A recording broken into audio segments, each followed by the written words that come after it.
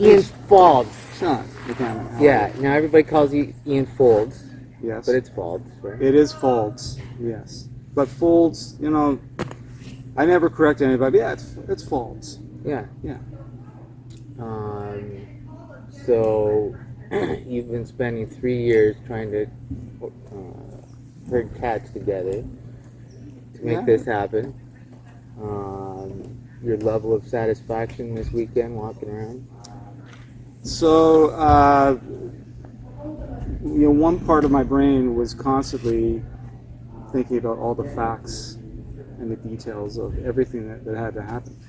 And I didn't have any specific responsibilities, but there were, as with any weekend event like this, there are lots of things that happen. People, things, equipment things, material things. So I was busy. I was busier than I thought, just walking around helping folks out because they needed.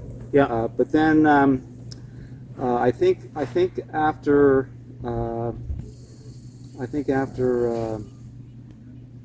the opening ceremonies yesterday afternoon, I think that was my last official responsibility. And after that, the other part of my brain just took over. I'm making an effort to just sit down with people. If I meet someone on the trail, I just stop, and I just stop. We just be in the moment. Yeah. How old are you? So I just turned August birthday, 64. 64. So you were 13 in 71. I had my 13th birthday at camp. Yeah. I was 12 on my 13th birthday, my first summer here at camp. And the only reason I had that 13th birthday here was because I didn't want to come to camp. I came in period C, and after I didn't want to come to camp. And when I got off the yellow school bus from Union Station, that first day, I was hooked. Bill Priestman was my counselor, and who I had the joy of playing my guitar with last night and also this morning I will be. He was my counselor. I was just hooked on that first day. It was magical. And after 2 weeks, you can only stay for 2 weeks. At that time, the camp wasn't full as it is today. So there were spots in period C, and I ended up, Uncle Don gave me permission to walk down to the telephone booth at the end of the driveway, and he allowed me to call home because he knew what I was going to say. I said, Mom, Dad, I'm willing to spend all of my newspaper money if you let me stay for another 2 weeks. And that's what happened. Yeah. I stayed for all my time as a camper, for three summers, I was able to stay for period C and D. Yeah. And that Holy moly! Can't do that anymore. No. Yeah. Well, it cost you $5,000 to start with. Well, not then. No. Not then. Things were a little cheap. But they saw the impact that camp had on me, and they knew it was a good thing, and we didn't have a lot of money. So 13 and 71. So you probably don't make the staff till like 75 then. That's right. And 74 I was a CIT. Yeah. Went to Bark Lake in July, and then August I was a CIT. And then I was a counselor for 2 years after that. And then I was only here as a counselor. And then later in the 80s, early 80s. Because you went off to a different camp. Like, that seems Well, I know. impossible. Well, so at that time, there was a high school teachers strike when I was in grade 13. And while the teachers were out, I ended up finding a job at a daycare center with some of the staff from Camp Huronda who were working at this daycare. Shirley Griffin, Margie Lawrence, Margie Bennett. They were working at this daycare center, and I ended up working at this daycare center. And then Mom and Dad were concerned. They thought that they were worried I wouldn't come back to finish high school. But when the following year, I actually changed high schools. I left the school I was at. I went to another school, Weston Collegiate, and in Toronto, and it changed everything. I just nobody knew who I was. The box that I had been placed in the high school where I grew up, there was no longer a boss. Yeah. People didn't know who I was. Similar to camp situation, Mm-hmm. I was able to be myself. Yeah. And I got involved in the spirit club. I got involved in the theater club, and I was in a play, and the director, the theater arts director directing the play, I said, hey, I work at a camp in Muskoka. Would you be interested in coming and working at this camp? Camp Hollyburn it was called. Well, I already work at a camp. It's a great camp, Camp Toronto. Yeah, but it might be interesting to try something new. So I ended up going to Hollyburn for 1 year, and in that year I met Heather, who would become my wife, and we got married a number of years later. But I was at Hollyburn for 3 years, and after that, I came back to Toronto for a couple of years, trip hut and helping out on specific canoe trips. You and I were on a canoe trip. With Several, the because I was CIT coordinator for 4 years, and you joined a lot of those. I think. Yeah. So that kept my, kind of my one foot in the Camp Toronto realm of things. And then I was on the, as you were, on the volunteer camp committee for more than 20 years. And then talk to me about that committee, because for the first 35 years of this place, the Canadian Diabetes Association did not run it.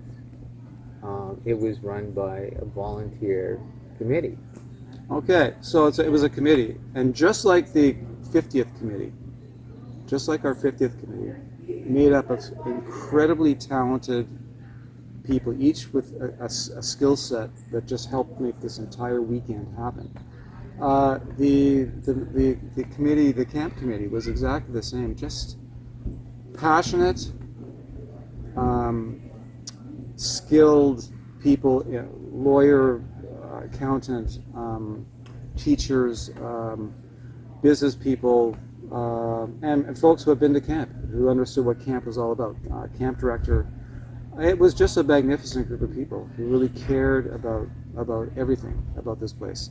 And as a volunteer committee, we would meet once a month, and our job was to ensure that Camp Toronto kept going. And we had some input from Canadian Diabetes Association. We had a rep that would come to sit with us, but essentially it was up to us to run the entire place, including hiring the camp director, setting the salaries, all of that. Yeah, and so that's what we did for. It seemed like for forever. Yeah, until in the 2000s, the decision was made to have full-time staff running camp, which I think ultimately that had to happen. I think camp ended up benefiting because there was more people were getting paid to really invest in running this place the way it should be. But there were some hiccups going through that process. Yeah. Yeah. Let's back up the early years a little bit. Tell me about Uncle Don. So Uncle Don, I met him my first year at camp. I just have so many memories of him. We would go sailing. We'd take out one of the petrels, and it would be me and Uncle Don. Or it would be Uncle Don and me. That's the correct way to say it. And I just remember that, just this beautiful man who was a mentor to us all. And here he was spending time one-on-one time. Yeah. I mean, it was amazing. We had lots of conversations about all things, life. As I got older, just the value of camp. I mean, he was at the camp committee meetings in the early years, and I don't know, just such a beautiful guy. And what about the legacy of what he started here? Like, from that, coming out of that one person, you get all this, right? Yeah, that's fascinating. Yeah, that whole idea of one person has such an impact. Uh, to back up just one bit, so Uncle Don. So I went to Camp Hollyburn. Ted Yard was it was his camp. He had been the camp director at Camp Pinecrest for 25 years. Uncle Don got his start as a a person who loves camp, as a counselor with Ted Yard at Camp Pinecrest. So that's where. So Ted Yard was his mentor. Yeah. And when Camp Hollyburn opened up near Bracebridge, they invited the Anderson family, Uncle Don, Annie Jane, all the kids, up to Hollyburn to take their advertising photos. So all the first photos that went out to advertise this new camp, you can see Uncle Don and the Anderson kids in canoes at Camp Hollyburn. So when Ted Yard died, Heather and I were invited to come up and play our guitars, and Annie Jane and Uncle Don offered us a ride back to the subway in Toronto. She had to get back to Vassar, I had to get back to York, and it was in the back seat of Uncle Don and Annie Jane's car. That's when things. I'll let the imagination of folks, take it away from there. Hang on, I'm just catching on now to what you're saying to me here. So the backseat of Uncle Don and Annie's car. So Heather and I, we hadn't been a thing before then. We knew each other, but it was our play our guitars at the fire at Ted Yard's memorial service. And just coming back, just spending time together, and that's we got let off at the subway, and I didn't normally do this. I was always slow on the uptake. But I said, Heather, we should get together. We should. So the point I'm trying to make is Uncle Don. Yeah. So none of this, yeah, all of these connections. Life, your whole, not even just camp life. No. So it evolved beyond that. So I don't know. Beautiful man, and he just, as we've heard this weekend, just set the tone about, it's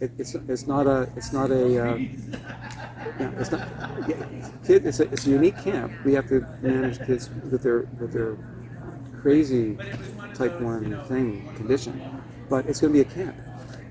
Kids are going to come and experience all the wonderful things that the great outdoors has to offer. And they're going to leave having some skills. They're going to leave having made new friends. They're going to leave having more confidence in their ability to manage their condition in all aspects of their lives, and they're going to become beautiful people because of the support they've had here. So that's where it all started. And there's a lot of legacy coming out of you here too. Like I've talked to a lot of people here, and your name comes up a lot. Like, he was my counselor.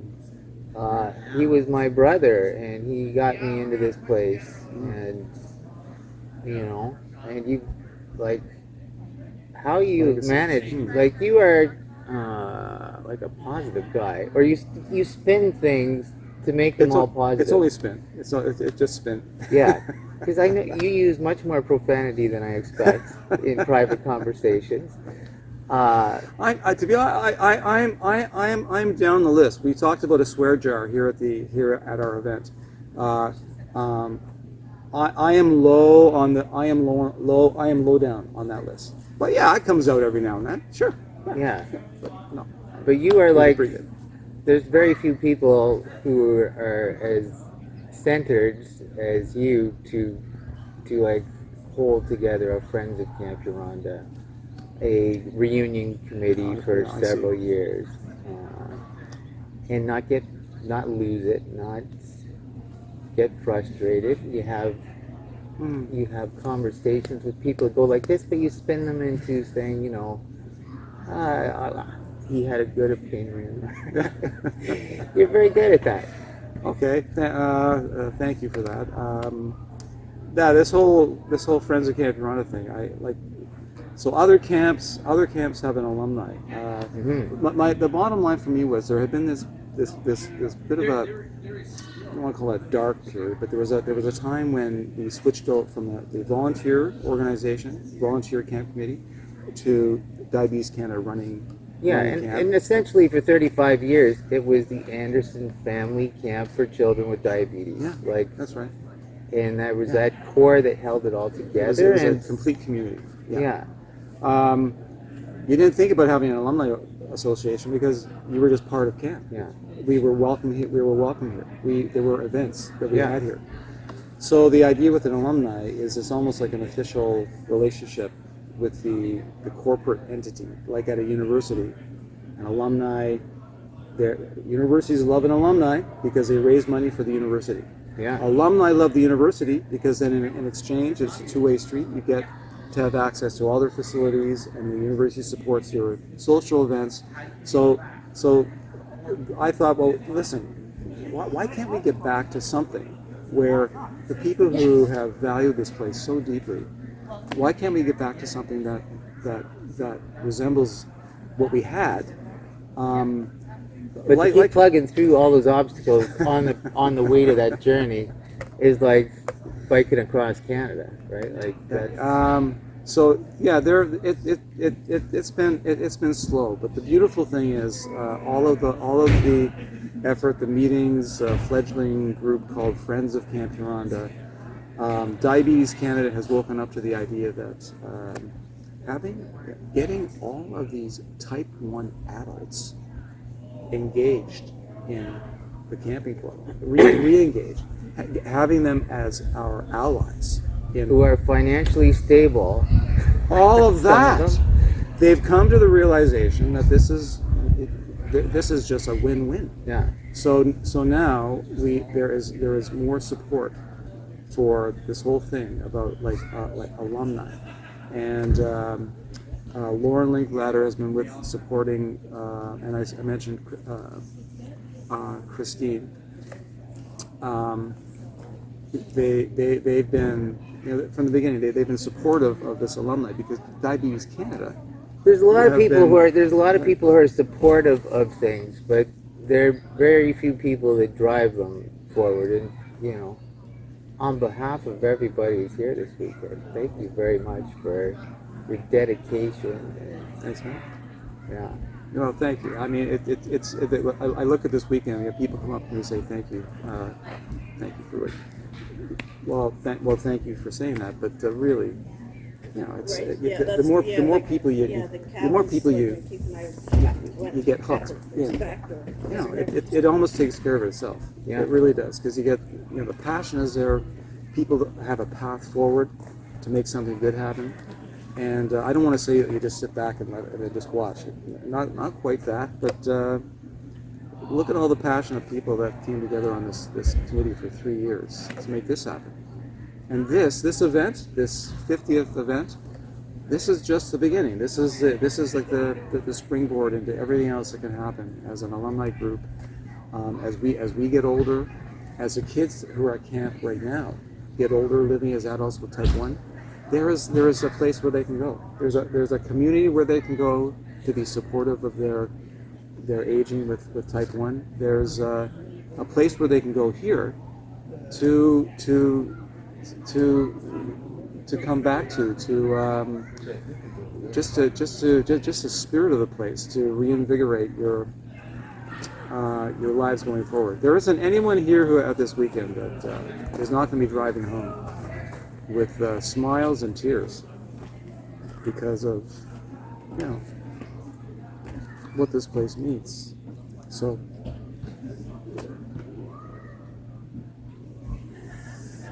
I'm looking forward to the second half of your wizard skit. What do you mean, my wizard skit?